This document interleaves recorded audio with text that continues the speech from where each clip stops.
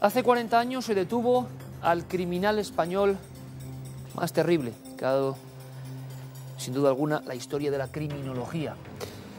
Me refiero a Manuel Delgado Villegas, el arropiero. Por lo menos en nuestro país, en lo que concierne a España, nunca se había conocido nada parecido.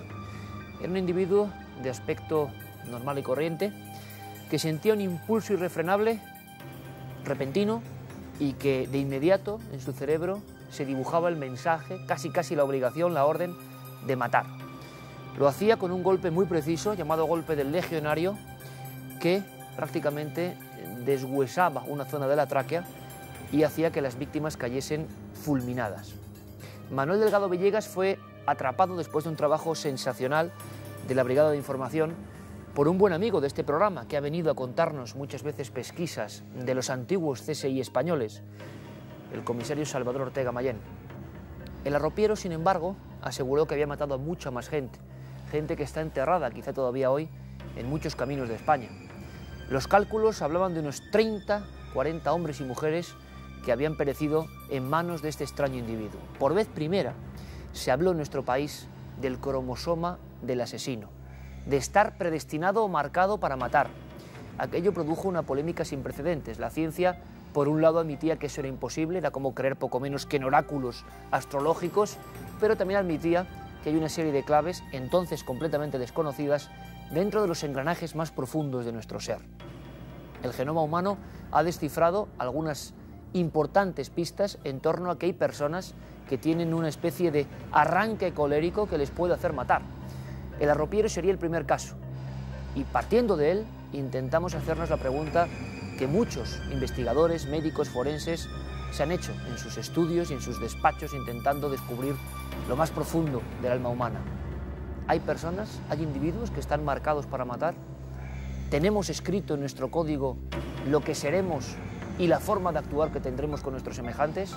Desde luego, el tema es lo suficientemente polémico para poner todos los datos encima de la mesa y simplemente que cada uno, como siempre, extraiga su propia conclusión. La historia del arropiero, desde luego, nos abre el abanico y las puertas de un universo sobrecogedor, quizá mucho más aterrador y más terrible que cualquier misterio paranormal.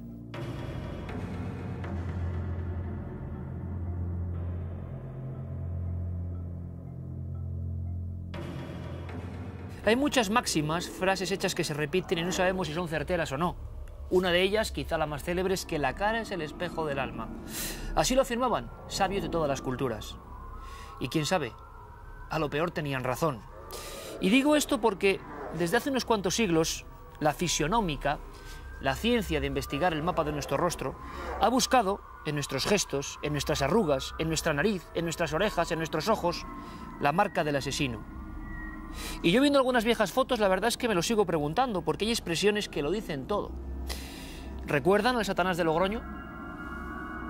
¿Quién ha podido olvidar el rostro impasible del Jarabo? O la frialdad de Pilar Prades, la envenenadora de Valencia. ¿Qué decir de la extraña efigie de Manuel Delgado Villegas, el arropiero? Acabó con más de 30 personas, afirman algunos miembros de la policía. Y el rostro como de otro tiempo, primitivísimo, de algunos sacamantecas como Francisco Leona, el hombre del saco de Gádor, Almería. ¿Qué decir de la vampira de Barcelona, Enriqueta Martí Ripollés, que comerció con la sangre de 9 niños a los que previamente había quitado la vida? Y también ese estigma en el rostro puede seguir en tiempos más cercanos. ¿Recuerdan al mendigo asesino y caníbal de las afueras de Madrid? La verdad es que esta ciencia puede ser polémica porque muchos injustamente habrán ido a parar a la hoguera o al garrote vil simplemente porque su rostro se asemejaba al rasgo maligno. ¿Pero qué hay de verdad? Yendo más allá, algunos científicos afirman que hay un gen. Nuestros cromosomas dejan también la indeleble firma de la maldad.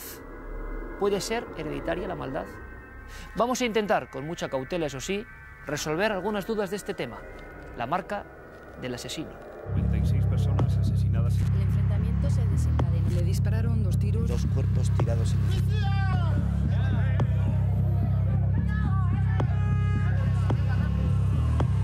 Desde el albor de los tiempos se ha buscado una explicación científica para el crimen. El ser humano se resiste a aceptar que se pueda matar por placer. por pura perversidad. La investigación genética ha abierto nuevas posibilidades. Nacemos marcados para matar.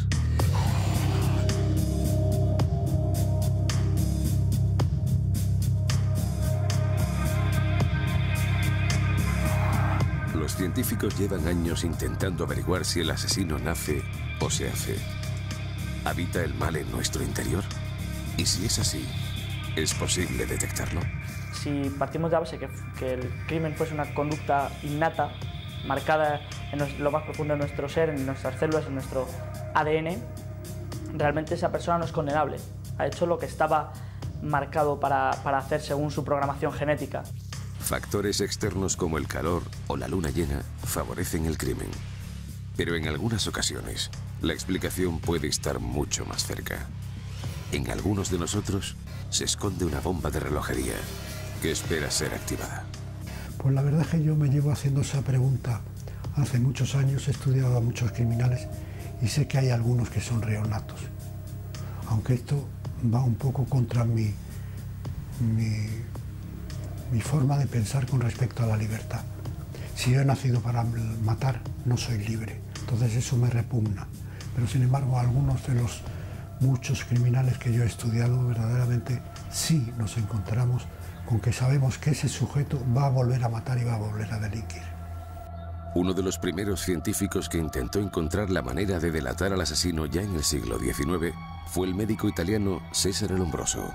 Él realmente se dio cuenta de que determinados rasgos, por ejemplo faciales, anomalías craneales, malformaciones, el tamaño de las orejas o una mandíbula prominente, eran rasgos comunes entre los asesinos de la época.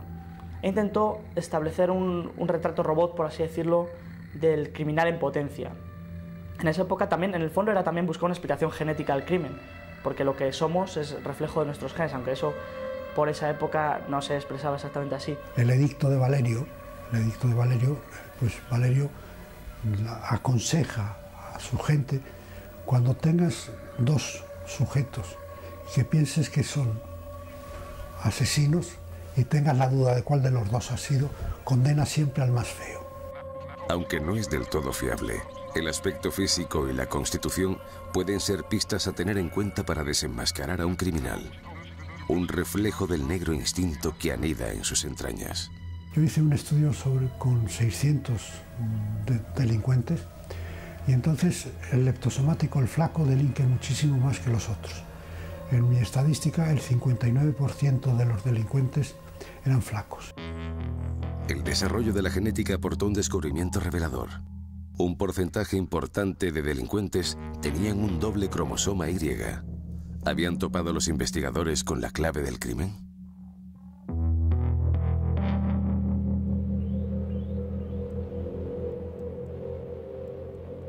La marca del asesino, un asunto polémico como pocos y espinoso. Para asesorarnos sobre este material tan sensible está nuestro querido amigo, el doctor psiquiatra forense, don José Cabrera. Bienvenido. Hola, buenas noches. Buenas noches. Tema que digo que habrá suscitado muchas polémicas entre los estudiosos. ¿Se puede decir que hay un gen que predispone a matar? ¿O es demasiado decir? Es demasiado decir, pero no es demasiado poco. Es decir, decían los antiguos que el destino de un hombre era su carácter, y el carácter es lo que heredamos. Y lo que heredamos está en los genes, y los genes están ahí. Lo que cada uno haga con sus genes depende de cada uno. Como decía Cajal, el hombre es escultor de su propio cerebro. Pero sí hay un componente que nos arrastra fatalmente a determinadas conductas. Existe, por lo tanto. Existe un elemento que nos ata y nos esclaviza a determinadas conductas. Pueden surgir muchas preguntas a partir de esa declaración, como siempre, rotunda del doctor Cabrera. Y siempre rodeado de documentos, algunos dan pavor de verdad. Es curioso el efecto de ese puzzle.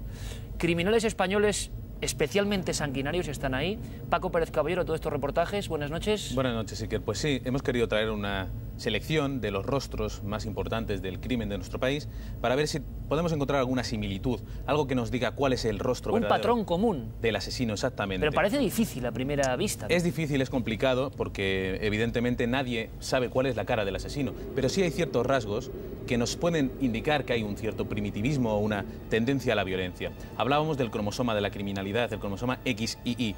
Pues bien, el asesino más grande de la historia de España, el arropiero, Manuel Delgado Villegas, que es este hombre que tenemos aquí, este hombre fornido, alto, pues lo tenía. Y fue, pues, de que sepamos el hombre que más crímenes ha cometido y además de especial salvajismo, ¿no? Nuestro buen amigo Salvador Ortega fue el que consiguió sacarle la mayoría de estas confesiones y pudimos conocerle un poquito mejor. Los últimos estudios, porque esto en los años 60 estuvo muy de moda, pero luego se abandonó. Ahora en los últimos estudios, hace solo unos meses, Pierre Bricken, con todo su equipo del Instituto de Investigación Sexual de Hamburgo, pues ha sacado la misma conclusión que se ha sacado una y otra vez a lo largo de los estudios que ha habido en la historia, ¿no?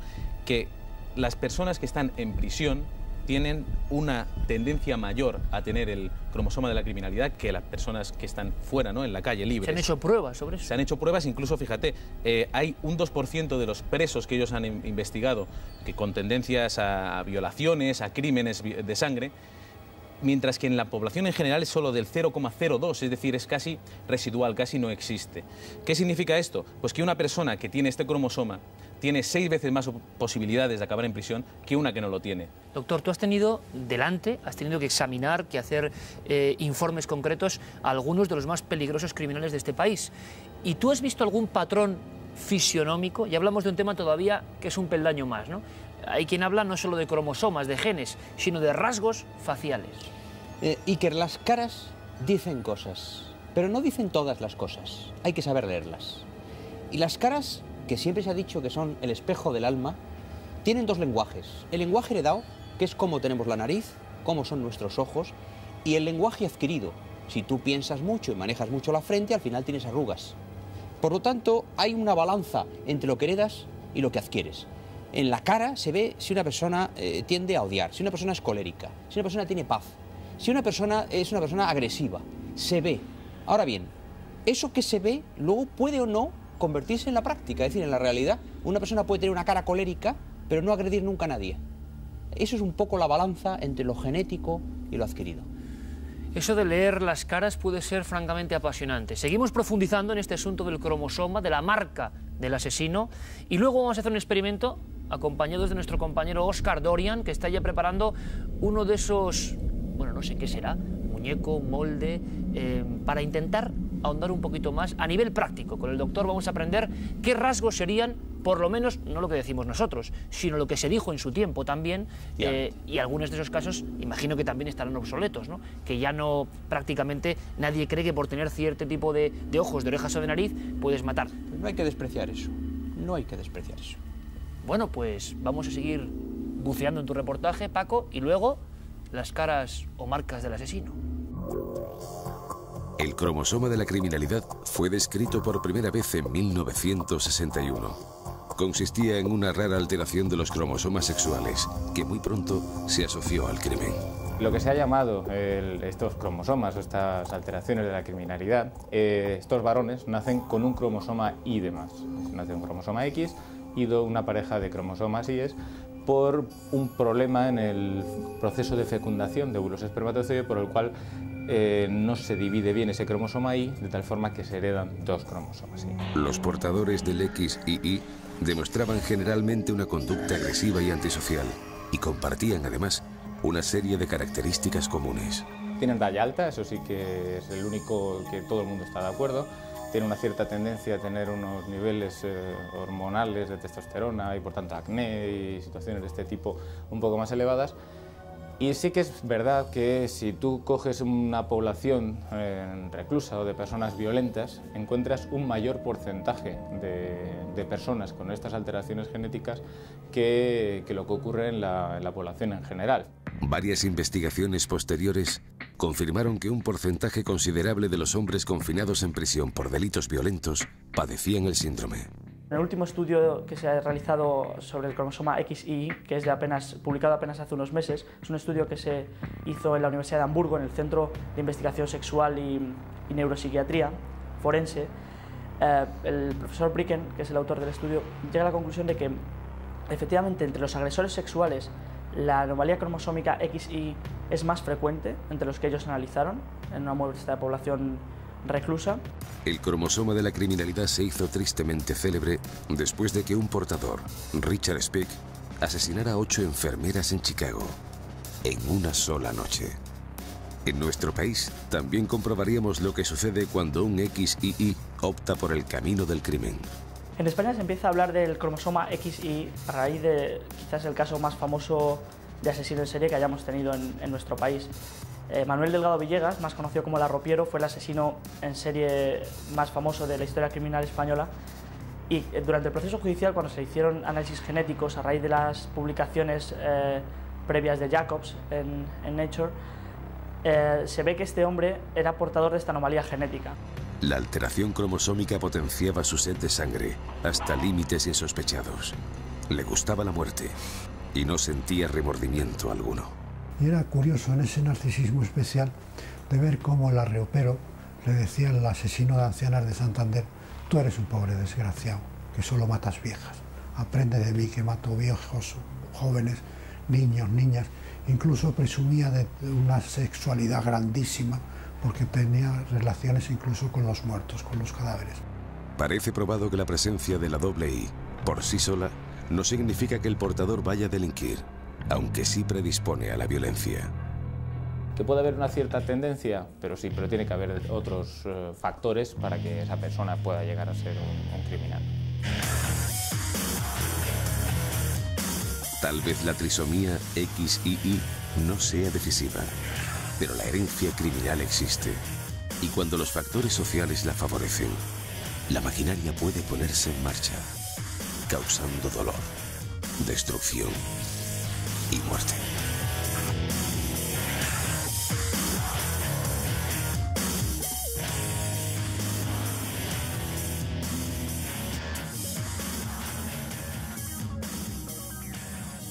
Uno de los padres de la ciencia forense, César el Lombroso, pasó a la eternidad de estos asuntos por una especie de terminología que no acabamos de comprender, pero que fue un impacto brutal en la Europa de aquel tiempo. La fisiognómica, el conocimiento del rostro, concretamente el rostro. ¿Había otras partes del cuerpo, Paco, o se centraban en la cara para intentar hallar la marca del asesino? Bueno, eso es lo que se desconoce de don Lombroso, que es que él estudió todo el cuerpo humano, y no solo el cuerpo humano, sino que también la zona en la que vivían estos delincuentes de la época, estas personas si tenían contacto entre ellas, si vivían en zonas elevadas, en zona de clima particular, pero lo que ha quedado es el rostro, ¿no? Porque es lo más llamativo, que el rostro es lo que vemos y es donde tratamos de leer quién es la otra persona.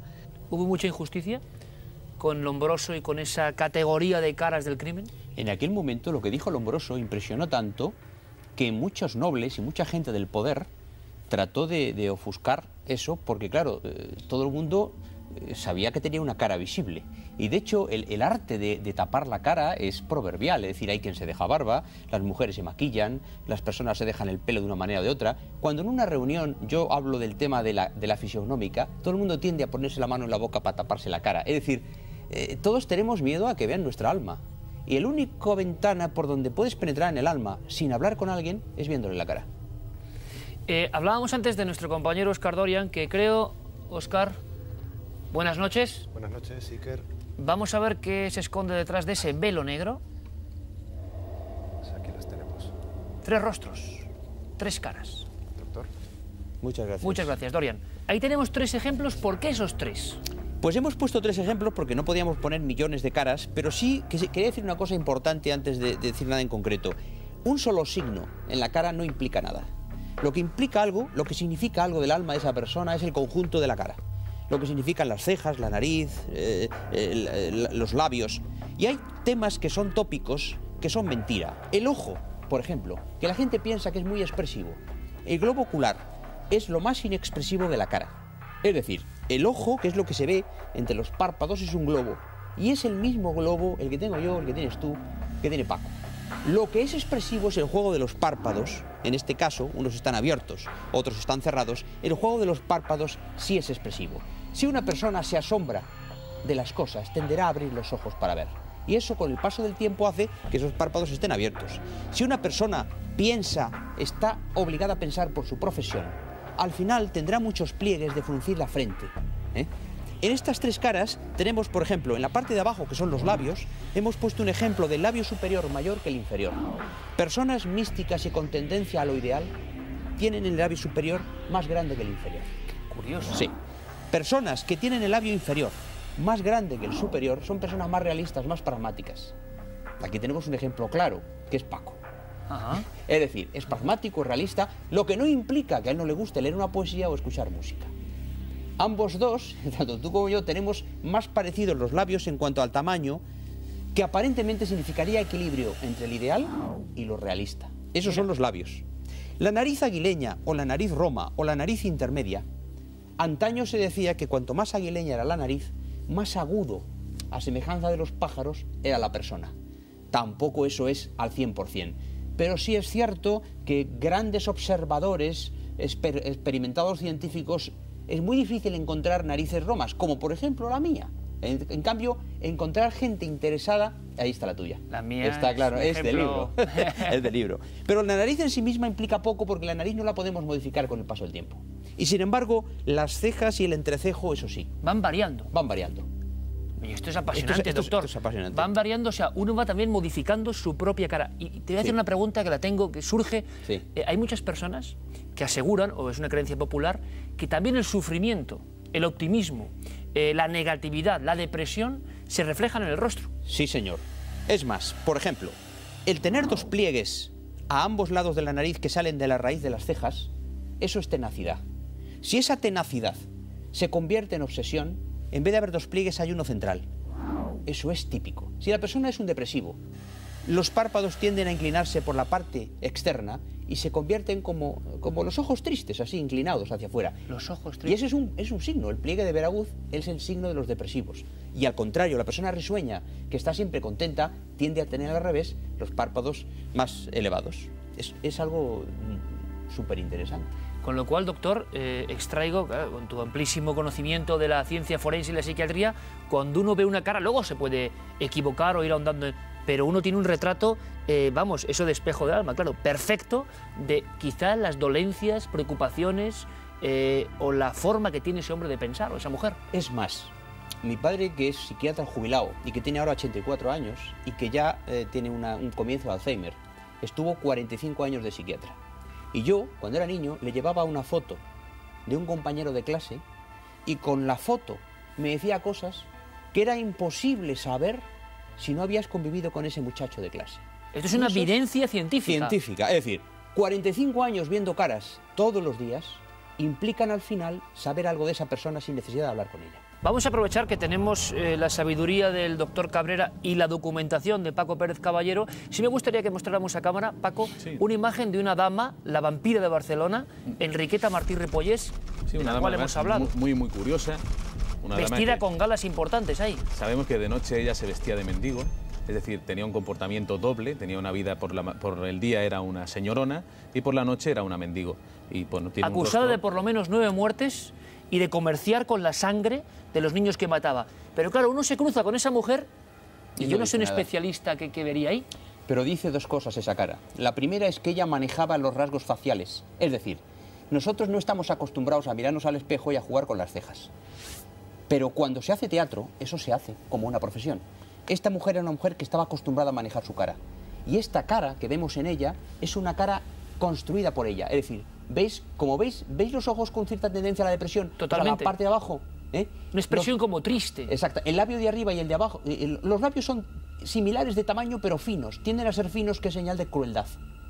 Y la mirada es desafiante, la mirada es directa. Es cierto que está haciendo una mirada al fotógrafo, que le hizo en ese momento y las cejas demasiado pobladas para ser una mujer de esa época. Es decir, probablemente si hoy esta mujer se hiciera un análisis genético, detectaríamos a lo mejor un aumento en la testosterona. Las mujeres también tienen testosterona, pero en niveles muy bajos. No me digan que no es apasionante. Yo creo que podríamos hacer, doctor, algo muy interesante. Que la gente intente descubrir, haga un poco de doctor Cabrera en este caso, y de esos 3 rostros o máscaras mortuorias que ha traído nuestro compañero Dorian, ustedes véanlas bien, mírenlas.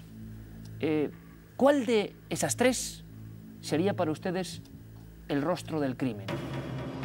Pero antes de desvelar el secreto con el doctor psiquiatra forense don José Cabrera y con nuestro compañero Paco Pérez Caballero, sí me gustaría redondear con 2 personajes clásicos de los crímenes españoles. Uno lo tienes ahí, sí, con un nombre, por cierto, que era larguísimo, ¿no? José María Manuel Pablo de la Cruz Jarabo Pérez Morris.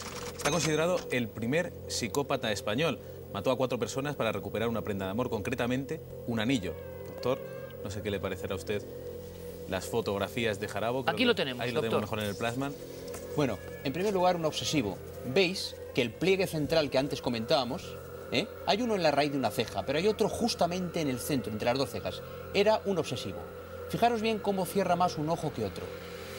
Pues esto es tremendo, es como un mapa. O sea. Es un mapa, es que la cara de este hombre era un mapa desafiante. Los labios equilibrados.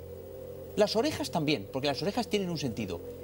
Y después el mentón atlético, sujeto, dotado de agresividad, pero un hombre que está haciendo teatro. En esta foto, que probablemente sería policial, casi seguro era policial, me imagino, no sé si sería sí, probablemente, hoy no estaría permitido. La policía hoy, en las fotos inaléticas que hace la policía, esta cara no es posible. Esta es una cara estudiada, hecha por él, desafiante.